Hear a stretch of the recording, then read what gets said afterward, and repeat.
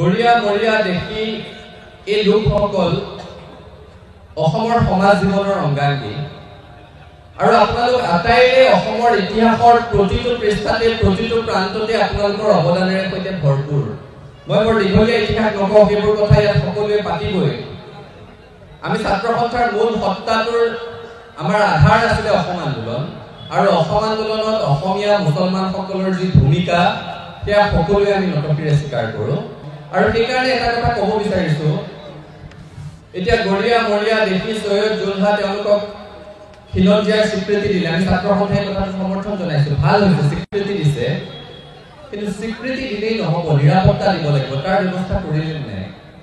অসমত সমষ্টি পুনৰ্নিৰ্ধাৰণ হ'ল, আপোনালোকৰ জনগোষ্ঠীয় সংগঠন কেইটাক বাদ দি একমাত্ৰ সংগঠন হ'ল অসম ছাত্ৰ সন্থা, যি তাত বাৰে বাৰে কৈছিল যে অসমীয়া মুছলমানসকলৰ স্বাৰ্থ সুৰক্ষিত হোৱাকৈ সমষ্টি পুনৰ্নিৰ্ধাৰণ হ'ব লাগে, কিন্তু নহ'ল। এতিয়া উপায় কি আছে? উপায় এটাই আছে। আমাৰ এই কথাটো আপোনালোকৰ এটা অনুভৱ আমি উপলব্ধি কৰোঁ, আপোনালোকৰ বেদনা এটা আমি উপলব্ধি কৰোঁ যে অসমৰ খিলঞ্জীয়া মুছলমানে নিজৰ এজন জনপ্ৰতিনিধি নিৰ্বাচন কৰি পঠিয়াব পৰা ৰাজনৈতিক শক্তিটো অসমত হেৰুৱাই পেলালে। তাতকৈ আৰু দুৰ্ভাগ্যৰ কথা একো হ'ব নোৱাৰে। আৰু সেইকাৰণে আমাৰ অনুভৱ, আমি যেতিয়া এতিয়া অসম চুক্তিৰ ৬ নং দফাৰ প্ৰতিবেদন ৰূপায়ণৰ কথা কওঁ, আমি তাত এখন উচ্চ সদনৰ কথা কৈ আছো।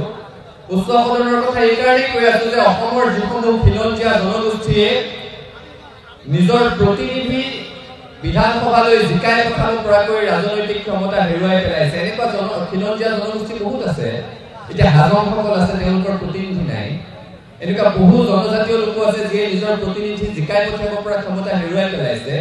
আৰু এই উচ্চ সদন যদি হয়, আমি গৰিয়া মৰিয়া দেখি জাতীয় পৰিষদক অনুৰোধ জনাব বিচাৰিছো, আপোনালোকে এই দাবীৰে সৈতে নেতৃত্ব লওক। সৰু অসম ছাত্ৰ সন্থা আমি আপোনালোকৰ লগত থাকিম যে উচ্চ সদনত অসমীয়া মুছলমানৰ কাৰণে সুকীয়া প্ৰতিনিধিত্ব সুনিশ্চিত কৰিব লাগে। সেই কথাটো অত্যন্ত প্ৰয়োজনীয়। আৰু মই দীঘলীয়া কথা নকওঁ, এটা আপোনালোকক অনুৰোধ জনাইছো, আপোনালোকে যি স্বাভিমানেৰে সৈতে খিলঞ্জীয়া পৰিচয়েৰে সৈতে জীয়াই থাকিবলৈ আৰম্ভ কৰিছে, সেই পৰিচয়ক আৰু শক্তিশালীভাৱে আগুৱাই লৈ যাওক। অসমীয়া হিন্দু, অসমীয়া মুছলমান বুলি যেতিয়া কওঁ, আমাৰ ধাৰ্মিক পৰিচয়টোৰ আগত যিটো শব্দ লাগি থাকে সেইটো হৈছে অসমীয়া, আৰু এই অসমীয়া শব্দটোৱে আমাক একগোট কৰি ৰাখিব। কাৰণ বাবৰি মছজিদ ধ্বংসৰ পিছত যেতিয়া সমগ্ৰ ভাৰতবৰ্ষত হিন্দু আৰু মুছলমানৰ মাজত মনোমালিন্যৰ পৰিৱেশৰ সৃষ্টি হৈছিলে, সংঘাতৰ পৰিৱেশৰ সৃষ্টি হৈছিলে, অসমত কিন্তু অসমীয়া হিন্দু আৰু অসমীয়া মুছলমানৰ মাজত কোনো ঠাইতে এনেকুৱা ধৰণৰ মনোমালিন্য সংঘাতৰ পৰিৱেশ সৃষ্টি হোৱা নাই। আৰু সেই ইতিহাস, সেই পৃষ্ঠভূমি, সেই উদাহৰণৰ পৰা শিকি আমি আগবাঢ়ি যাব লাগিব। ইয়াতকৈ দীঘলীয়া কথা আৰু কোৱাৰ সময় নাই, সুবিধা নাই, অৱকাশো নাই।